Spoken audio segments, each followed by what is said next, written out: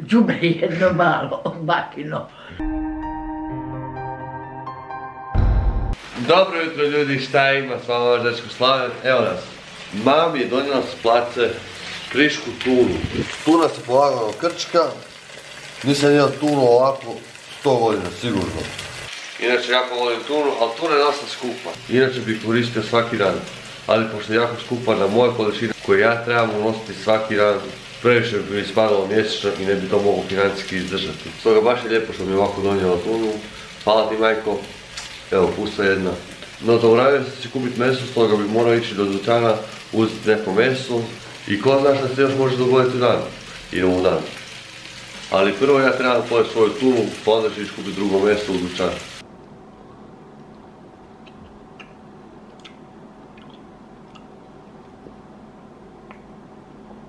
Par excellence, kako bi rekli. Sad ću ja to pojesti do kraja, malo uživati u njoj, pa onda idemo dalje. Idemo do moje bake, moja baka je bolesna. Vlogam, ej, pa dajte, prestanite mi više spavati. Da vidimo da li šta treba i da li ja mogu šta napraviti za nju. Baka mi je odmah dala zadatak, pošto ona leži u krevetu, da speče meso sad za nju. A ja sam inače dobar unuk, pa ću šta napraviti. Evo mene i bake. Bake u šturcu. Šta? U šturcu. A šta je šturc? Oni vagoni koji su bačeni na kolosijek, po kojem ne ide stalno vlak. Aha. Koji čekaju za istovar i utovar. Zanimljivo. Oni su u šturcu, ti vagoni. Tako sam ja sad u šturcu. Drugim riječima nisam u voznom stanju. Ali baka se danas sredila za vas samo. Jako se sredila. Rekla je, neću snimat Slavene dok se počešlja. Da si me onako snimio, ljudi bi mislili da sam munjena. Pa, ko da nisi. Đubre jedno malo, bakino. Ko da nisam munjena, jel? Tako je. Baš ti hvala. Ajde, brzo ćeš ti ostaviti, znam ja tebe. Ti znaš mene, otkud ti znaš? 80 godina znaš. 80 godina. Znaš me Šta si takva prema meni? Pa tako sam, znojim se pa sam nervozna kad se znojim jako. Jel ti treba šta u dućanu? Ne treba, nego imaš ti novce za meso. Imam. Imaš sve.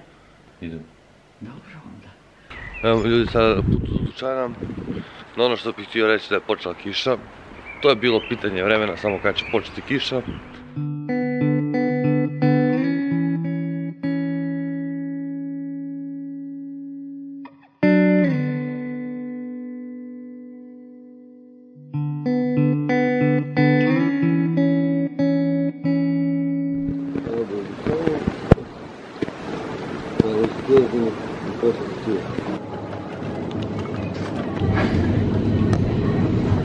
Završili smo kupovinu ljudi i sad idemo u taver do mog prijatelja Petra.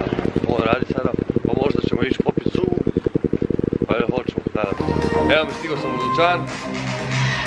Moji prijatelji nisu nešto odvoljeni danas, nedelja je, ne radi se ništa, ali rade svejedno, jer su obavezni za svoj poleo napraviti sve.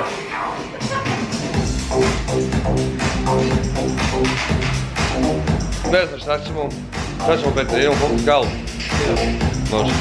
Mi idemo popiti kavu, popili smo piće, sve dalje. Nažalost nije bio odvojen, tako da ne želim ja siliti ljude ako oni ne žele se snimati sa mnom. Nije to svakome isto. Sada ću ih vama peći malo prilazinu do prije nego što nastavim ovaj video. Pridružite se najjačem putovanju na ovom svijetu. Stisnite to, preplatite me. Na mojem putovanju ću vam davati razne savjete u vezi treninga, prehrane, davat ću vam svakodnevnu motivaciju, pokazivat ću vam sve ono što ja prolazim kroz dan, bilo to dobro ili loše. I naravno sve to će biti i smijeha sa mojom bakom, sa mojim prijateljima. Stoga preplatite se i idemo dalje. Stigao sam doma ljudi, no ono što sam vam htio reći da mi jučer jedan prijatelj došao i rekao mi je da neko vlogovi postaju dosadni i da očekuje više akcije u njima. Ja sam mu rekao da će biti to sve polagano i da će vidjeti. No bodybuilding je stvar konstante. Tu nema baš previše događanja i ovo što ja radim je već previše i sasvim novo za bodybuilding svijet. Ja ću se potruditi dovesti na što više tih stvari. Stvarno ja se trudim da vam dam što bolji sadržaj. Bez mog sadržaja možete naučiti nešto najbolje i vidjeti svašta što se dešava i šta ja prolazim kroz život. Ja znam sad kako su krenuli topli dani da će se to isto i polagano mijenjati. Neću ja mijenjati svoj sadržaj, nego će biti više interakcije sa ljudima jer ću više moći putovati. Imat ću više stvari za objavljivati, pogotovo sad u bodybuilding svijetu se događa svega i svačega. Isto tako i drugih događaja koje ja ću prisustvovati i ići na njih. Tako da vidite ono što mene zanima isto osim bodybuildinga. Znate, dosta ovo i mene iscrpi. Snimanje vloga, razmišljanje o čemu ću ja pričati o vlogu, smišljanje ideja za vlog, napraviti cijeli vlog, uploadati vlog, napraviti naslovnu za vlog i sve te stvari. Ja iskreno potrošim na vlog oko 2 sata da ga napravim kompletno. A kamoli još da snimim materijal i da odem na sva ta mjesta gdje mislim da bi vas zabavio, zaintrigirao. Ima tu jako puno posla. Po neki put i u žurbi, čak odvojim vrijeme, snimim s vama vlog. Uvijek je sve na knap. Ja imam tako puno stvari za obaviti u mom danu da je to nevjerojatno. Priprema obroka, trening, još jedan trening, pripremanje za trčanje sad za Wing for Life. Ja stvarno jako puno radim, to morate shvatiti. Ja ću vam uvijek pokušavati davati najbolji sadržaj koji mogu, ali one koji mogu, koji neće naštetiti meni i mom cilju. Idem sad malo odmoriti jer sam stvarno danas prohodao jako puno. Mislim ljudi da bi to bilo to za danas. Ukoliko vam se svidio video, dajte jedan veliki palac. Pretplatite se na kanal kako biste vidjeli sutrašnji vlog i sve videe koje ću objaviti na ovom kanalu. I vidimo se sutra ljudi. Ajde z.